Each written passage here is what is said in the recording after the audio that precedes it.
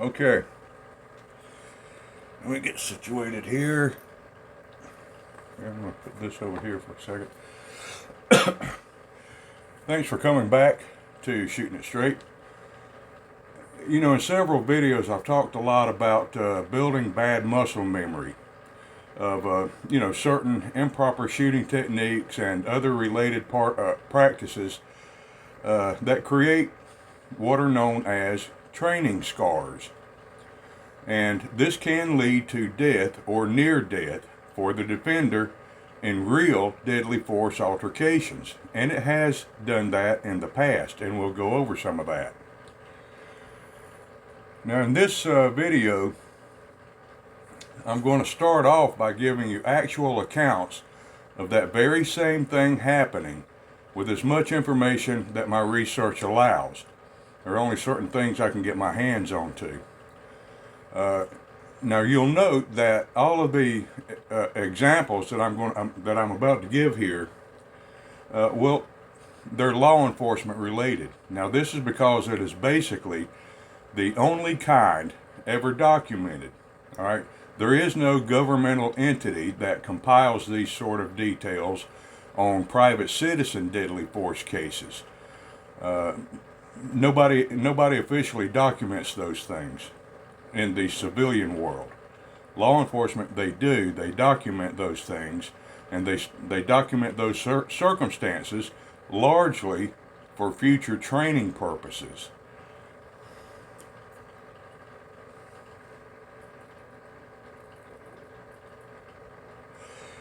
All right, now the first example I'll give is the infamous what's called Newhall incident. Okay, that was an incident in early 1970 where 4 young California Highway Patrol officers, 2 per car, they rode double units back then, 4 of them were gunned down in a 4.5-minute gunfight stemming from a traffic stop of 2 men known to the officers to be armed. During the car stop, the driver was ordered out of the car. After a while, he finally complied and got out of the car, and the officers made their approach, but the passenger refused. He stayed in the car. He wouldn't get out, but they approached anyway. Now, both officers approached the car. One officer approached on the passenger side with a shotgun. Now, he had this shotgun at port arms with the buttstock of that shotgun resting on his belt and the muzzle up in the air, just as he was trained to do while on the police range for safety concerns. And it was too damn late, all right, because the car door swung open. He couldn't swing that shotgun into action fast enough. The passengers opened the car door and shot the officer with a .357 Magnum. While that was happening, the driver that got out of the car, the bad guy that got out of the car, well, he reached in his own waistband and pulled a gun out and shot the other officer that was coming for him. So that's 2 officers, both officers down.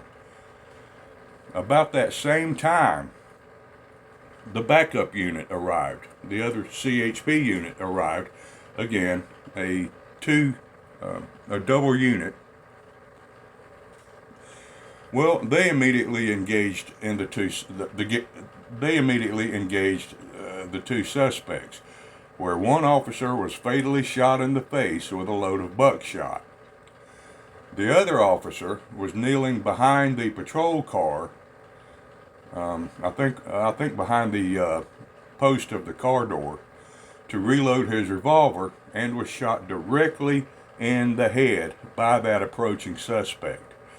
The officer never even saw the suspect approaching him. Now we know that because of the witnesses, and we know that because the suspect himself said so.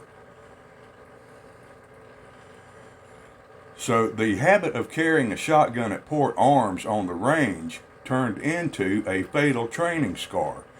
The practice of keeping focus on your reloading while reloading your revolver so that it can be done quickly on the range to save time, well, resulted in the officer neglecting situational awareness, which cost him his life. Another fatal training scar. This is what I'm talking about, folks. So, don't tell me that this stuff never happens. It has happened, and it's still happening today.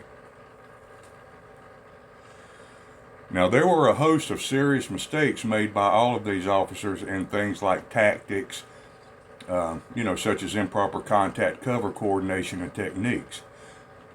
Now, we've learned a lot from that night, and this incident started an entire revolution of change in police training all across America, and actually it's still going on. I think it's slowed down a lot, but nevertheless, it woke up law enforcement. Now, you've all heard me mention the great Jim Cirillo several times before. He's the guy that was with the infamous New York Police Department stakeout unit from 1968 to 1973, and he survived 17 documented police gunfights that resulted in the deaths of 11 felons. He's published a couple of books, and before his death in 2007, he was training federal law enforcement officers.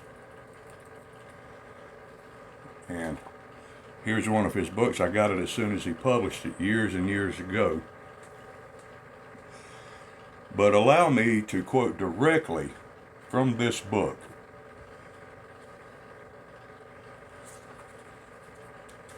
Let me get this out of the way here.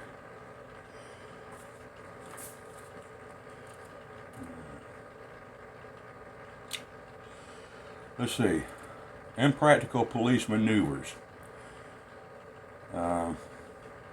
And impractical matches, competition matches.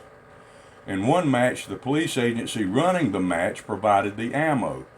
It also provided a brass bucket, a 5-gallon bucket that cops were to throw their spent brass into. It provided a brass bucket to eject the brass into in order to reclaim it for reloading. This was also done during the police department's qualification combat training. In the interest of saving time, this same department made each officer place and load 100 rounds of that training ammo from the strong side of their pants pocket. In other words, they had to empty 2 boxes of ammo in the strong side pants pocket. And when they went to reload, they were to get that ammo from their pants pocket and reload their revolver that way. Well, sure enough, one officer, when interviewed about a gunfight, stated that his revolver went dry. He shot all his ammo during that firefight. He quickly reached into his pocket, came out of that pocket with a dime, a quarter, and his car keys, and attempted to stuff them into his revolver cylinder. Fuck's sake. He stated that he wondered, what the hell happened to my ammo? Who took my ammo? Why wasn't his ammo in his right pants pocket? Well, he finally quickly realized that his ammo was in that dump pouch on his gun belt. Back then they had a dump pouch. Loose ammo put in there, and you just unsnap it and it falls into your hand. Supposed to.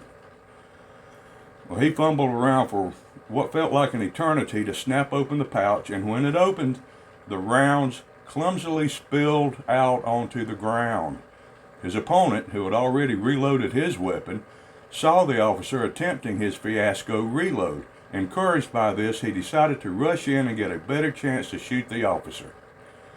Now, either the officer was lucky, or there must have been a patron saint who watched over the police officer, because while he was in the kneeling position trying to recover his ammo, he was able to put just 1 round in the cylinder and snap the cylinder shut and pull the trigger twice, click, click, and then finally on the 3rd pull, pow.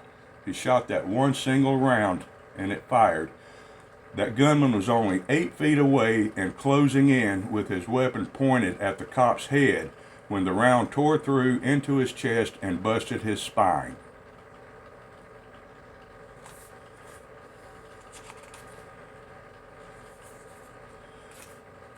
Another officer from the same department stated that he also went dry during a firefight. He opened his cylinder, poured the empty cases into a strong hand, and looked at his feet for the brass bucket before he realized there was no brass bucket and that he'd better dump the brass and reload quickly. Luckily, by this time, his opponent had taken off. That's a near miss. Do you understand what I'm saying now? How bad practices will take over under a stressful situation? This is exactly what I'm talking about. And there's many things that happen, many practices and techniques that will do that. Now, Mr. Cirillo himself was not always immune to training scars. Earlier in his career, he carried a Smith & Wesson Model 10 6-shot revolver. He was trained to draw, fire 5 shots, then holster, over and over and over. And it caught up with him one night when he became engaged in a very close-range gunfight with an armed robber. Mr. Cirillo fired 5 shots from the hip because it was close in, right?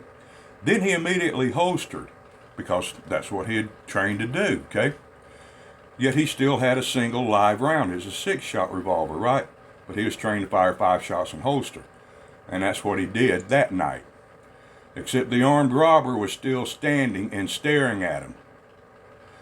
Now, this could have easily turned into another one of those fatal training scars had it not been for Jim's quick thinking and pouncing on top of him and clubbing him like a baby seal.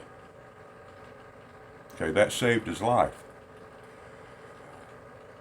And, you know, many years ago, back in the days where all cops carried revolvers, it was a very common practice on police ranges for cops to eject their spent brass into their hands and either stuff that spent brass in their pocket or to walk over and drop it off into a 5-gallon brass bucket, all in order to keep the range nice and clean.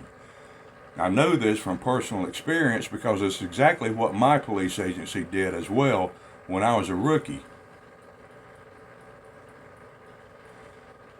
Now, here is the case of New Jersey State Police Trooper Philip Lamonaco back in December of 1981 on Interstate 80 near the Pennsylvania line. Apparently, as the story goes, he executed a car stop to apprehend 2 members of the radical environmental group, the United Freedom Front. He was shot 9 times. Reports are that the brave trooper was found deceased, face down in the snow, his empty revolver in one hand and 6 spent brass cases in his other hand. Now, whether this training scar contributed to his death directly or not, I can't say with any degree of accuracy. But it is worth noting because it was a training scar nevertheless. Now, the examples I gave all involve training scars. The actions that the officers unconsciously performed in training influenced their performance in combat. Now, while not all training scars are fatal, they can all still reduce your performance when you are thrust into a deadly force encounter. That's not something you want to happen. This is why you always hear me condemning such techniques as using an isosceles stance instead of a bladed stance, or using the thumbs forward type grip method or grip technique. If you train or practice those things, you will revert to them in a stressful situation, like a deadly force situation, where these techniques are extremely harmful for you. If your gun malfunctions in the middle of your deadly force fight, would that be a good thing for you? Well, of course not. In fact, it could be fatal for you. So using the popular thumbs forward grip method is what causes those malfunctions. I don't have to go into individual case analysis on how many times this has happened. I see it happening on police body cams almost every week. I've seen cops accidentally eject a full magazine from their gun because of this grip technique. This is a training scar that could easily cost you your life, just like the isosceles stance. So why continue to practice these things? Especially when there are far better options available.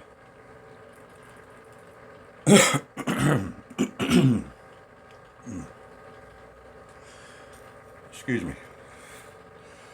All right, let's talk quickly about competitive matches. Competition shooting matches are the birthplace of most training scars today. With very few exceptions, they focus only on speed and precision and nothing else. The odd thing is this: winning a deadly force encounter does not rely on speed or precision. In most matches, the shooter knows the outlay of each stage beforehand, and usually even gets a walkthrough first. No such thing in a self-defense situation. In IPSC courses, the shooters reload while running from a barricade to other cover in order to increase their score by saving seconds. But in a real gunfight, this can get you killed. Do your reloads from behind cover instead of running from cover to cover with an empty gun. In a match, sloppy use of cover is accepted if using cover is even required in the stage. Most of the time, they allow 50% of your body to be exposed before they'll assess any penalties to you. That's another potential training scar here. In a match, you're required to engage multiple targets in order of distance. But in real life, with multiple offenders in real life, you start with whichever offender is posing the most significant threat, regardless of distance. These are just some of the methods used in competitive matches that can easily turn into dangerous training scars in self-defense situations, and it's easy to see why. A final point in this involves the instinctive, physiological, and psychological aspects of Mortal Kombat that does not take place in any type of competitive shooting match. Now, it's true, you're under stress and you're nervous in competitive matches. I know that.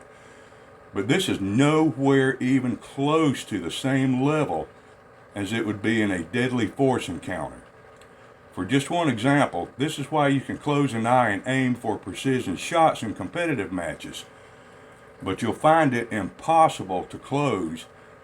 You'll find it impossible in close quarter combat when instinct kicks in. Okay, these instincts, physiological and psychological reactions do not occur in competitive matches because it is not a deadly event. But self-defense trainers today don't know that because they've never really been in a close-up deadly force situation. And that's why they still emphasize things such as precise shot placement on bullseye targets and the like. All right, let's cover, I think this is the last part of it. No movement, no cover. Some ranges have restrictions on the shooter's movement. The shooter will fire hundreds, even thousands of rounds over a period of time without ever moving an inch. Now, what do you think that same shooter will do in a real gunfight? Yep, he'll get shot or stabbed because he will remain still. He will remain stationary. It's the exact same thing with clearing a malfunction or performing a reload. They won't move an inch. They don't head for cover or anything like that. Just watch some YouTube videos. Training scars, people. Training scars. The good news is that you can avoid most training scars, or at least eliminate the ones you have, by first recognizing what they are. Identify them. I just identified several of them for you, but you can probably think of a few more. Having a comprehensive knowledge of what actually happens in close quarters combat, close up in your face combat, is a necessity. It is not at all the same as a shooting match or a martial arts competition. It's even less similar to any of the shooting drills on YouTube gun channels, or the drills likely done at the police academy these days, or in your concealed carry permit classes. Look, strange, weird things happen in combat, and the more familiar you become with these anomalies, the better prepared you will be to effectively deal with them. Okay, I'm done for now. Thanks for watching. I'm Antonius, and I just keep shooting it straight. Ciao, fellas.